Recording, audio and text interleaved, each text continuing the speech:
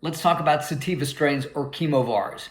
When we think about the top 3 or 4 sativas, you typically think about Blue Dream, Durban Poison, Jack Herer, Sour Diesel.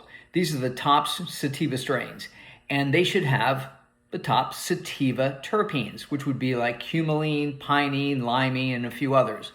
Now, what's interesting is that myrcene is considered an indica, but a lot of the labs, like Cresco Labs and some of the other ones, say that if your plant or your bud has 0.5% or higher, it would be considered an indica. Or if it has 0.5% by weight or lower, it would be considered a sativa. So now that really makes things really confusing, because now you have to make sure that the Durban Poison,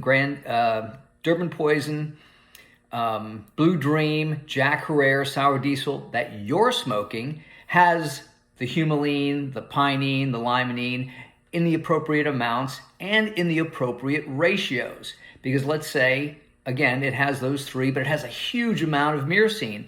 Essentially, technically, that would be considered sedating. So it really gets messy and confusing.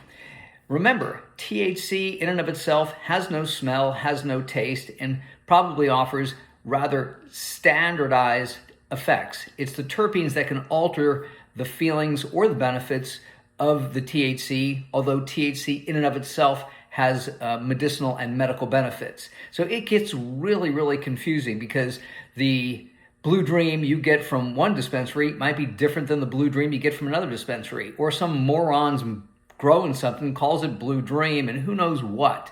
So there really needs to be standardization in the industry. But remember, it's very confusing because it's like the Powerball. If you have 4 or 5 terpenes, great. Now, in what amounts are these going to be in?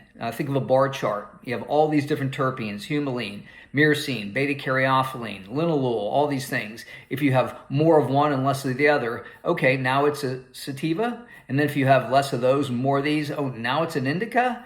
Okay, but is the name changing? Because your Blue Dream gives me couch lock, whereas your Blue Dream makes me feel great and alert, and I can still remember things. So when you put your hope in, hey, this is Blue Dream or Durban Poison or LA Confidential, you're really putting your hope in the name, and more accurately, you should put your science and your knowledge in the terpene base. Use those products and experiment and find out what works best for you.